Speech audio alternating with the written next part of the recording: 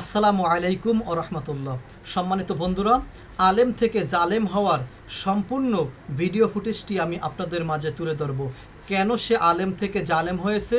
কোনো মেয়ের কারণে, বা কোনো রাজনীতির কারণে, নেশাখোরের কারণে, কোনো নেশায় সে লিপ্ত হয়ে গেছে কিনা, অথবা সে অন্য কোনো কারণে কিনা, বা সে ভাইরাল হওয়ার জন্য কিনা, এক এক করে এই ভিডিওতে আমি সম্পূর্ণ আপনাদের মাঝে তুলে ধরব। প্রথমে আপনাদেরকে একটু আমি বলে রাখি যে সে হলো মাওলানা আবু বকর সিদ্দিক সাহেব। বাংলাদেশের বিভিন্ন জেলায় তার অনেকগুলো বয়ান আছে। প্রধান আলোচক হিসাবেও সে অনেক জায়গা বয়ান করেছেন।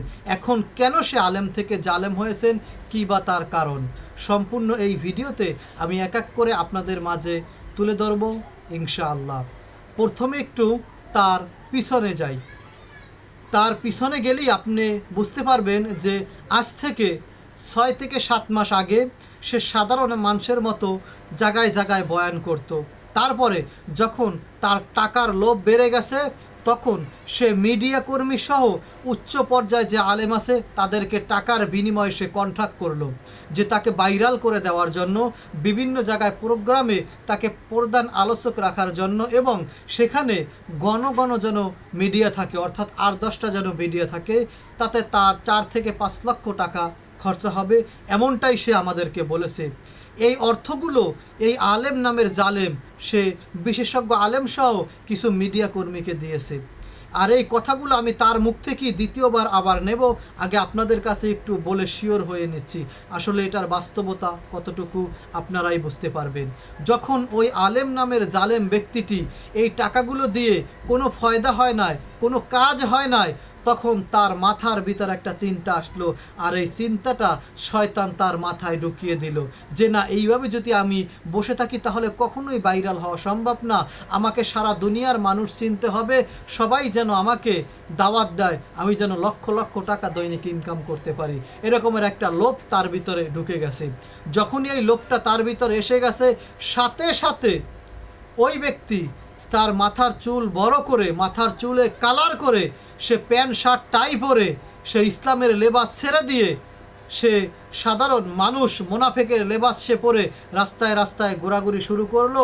আর মিডিয়া কর্মীকে ধরে ধরে বলল, আমি মাওলানা ছিলাম, আমি এখন এই লাইন ছেড়ে দিছি, আমি টিকটকার হয়ে গেছি, আমি এখন ভাইরাল হতে চাই। কী জন্য হয়েছি সেটা আমি বলবো না, কিন্তু আস্তে আস্তে সবগুলো তার চাঞ্চল্যকার তথ্য বেরিয়ে এসেছে। মূলত সে কিছুদিন যাবৎ এইভাবে সে চলাফেরা করবে, অর্থাৎ সে ভাইরাল হয়ে যাবে। যখন পুরোপুরি সারা বাংলা সহ সারা দুনিয়ার মানুষ কম বেশি তাকে চেনা শুরু করবে, তখনই আবার সে ইসলামের লেবাস লাগিয়ে আবার সে জায়গায় জায়গায় বয়ান করবে। সারা দুনিয়ার মানুষ টিকটক হুজুর নামেই তাকে চিনব, তাকে আবার ইসলামের পথে ফিরে আসার জন্য সবাই তাকে ভালোবাসবে। আসলে বাংলার মানুষ এতটা বোকা নয় যে একবার আলেম থেকে জালেম হয়ে গেছে, ইসলামী লেবাস ছেড়ে দিছে, নামাজ রোজা ছেড়ে দিছে, সে ধূমপান করতেছে, সে ইসলাম কে এত বড় একজন আলেম হয়ে সে একজন মাওলানা, সে একজন ইসলামী স্কলার, মানুষকে হেদায়েতের পথে সে ডাকছে। আজ সে আলেম থেকে জালেম হয়ে গেছে, আবার সে জালেম থেকে আলেম হয়ে যাবে, আর বাংলার সাধারণ মানুষ তাকে বুকে জড়িয়ে নেবে, তাকে জায়গায় জায়গায় দাওয়াত দিবে, আর তাকে প্রধান আলোচক বানাবে। বাংলার মানুষ এতটা বোকা নয়। আমরা জানতে পারলাম কিছুদিনের ভিতরেই সে আবার চুলে কালার করে, চুল কেটে ছোট ছোট করে আবার ইসলামের লেবাস পরিধান করবে। আমরা অনেকেই এখানে করেছি, অনেকেই কমেন্ট করেছি, সেখানে আমরা অনেকেই অনেক বাজে কথা বলেছি তাকে নাকি কোনো শয়তান বা কোনো জিন শয়তান তার উপর বর করছে কিনা, তার উপর মানসিক কোনো প্রেশার আছে কিনা, তার উপর সে কোনো মেয়ের পাল্লায় পড়ে টিকটকার হয়েছে কিনা। আসলে মূলত আমরা সব কিছু ঘেটে তারপর আমরা জানতে পারলাম মূলত এই সব বিষয় কোনোটাই নয়, একমাত্র এই আলেম নামের জালেম এই ব্যক্তি শুধু হয়েছেন একটি কারণে, সেটা হলো ভাইরাল হওয়ার কারণে, ভাইরাল হওয়ার নেশা। আর আজ এমনভাবেই সে ভাইরাল হয়ে গেছে, সারা দুনিয়া সহ সারা বাংলার মানুষের মুখে মুখে তার গুণগান। আর তার এমন গুণগান, এমনও মানুষের কথা জায়গায় জায়গায় সেগুলো শোনাও যাচ্ছে না।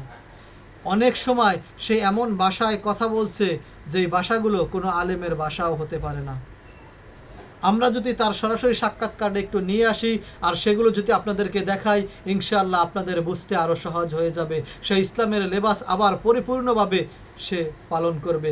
আমি বলি নাই যে আপনি ইসলামী লেবাসের ভিতরে আবার ঢুকেন কেন বা ঢুকবেন কেন বা কেনই বা ঢুকছেন, এটা আমি বলি না। সে ইসলামের ভিতরে আবার ফিরে আসুক, এটা আমরা সবাই চাই।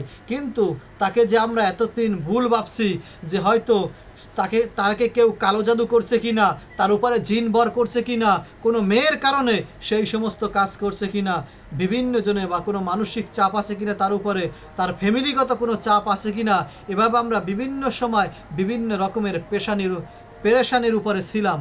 কিন্তু যখনই আমরা তার নিজ মুখ থেকে জানতে পারলাম আসলে মূলত এই সমস্ত কোনো পেরেশানি নয় আমাদের, কারণ সব পেরেশানি সে বন্ধ করে দিয়ে তার নিজের মুখ থেকেই সে বলে ফেললো সে লক্ষ লক্ষ টাকা বড় আলেমের পিছনে ব্যয় করেছে, সে ইসলামী স্কলারের পিছনে ব্যয় করেছে, সে মিডিয়া কর্মীর পিছনে ব্যয় করেছে, সে পুরোপুরিভাবে ভাইরাল হতে পারে না।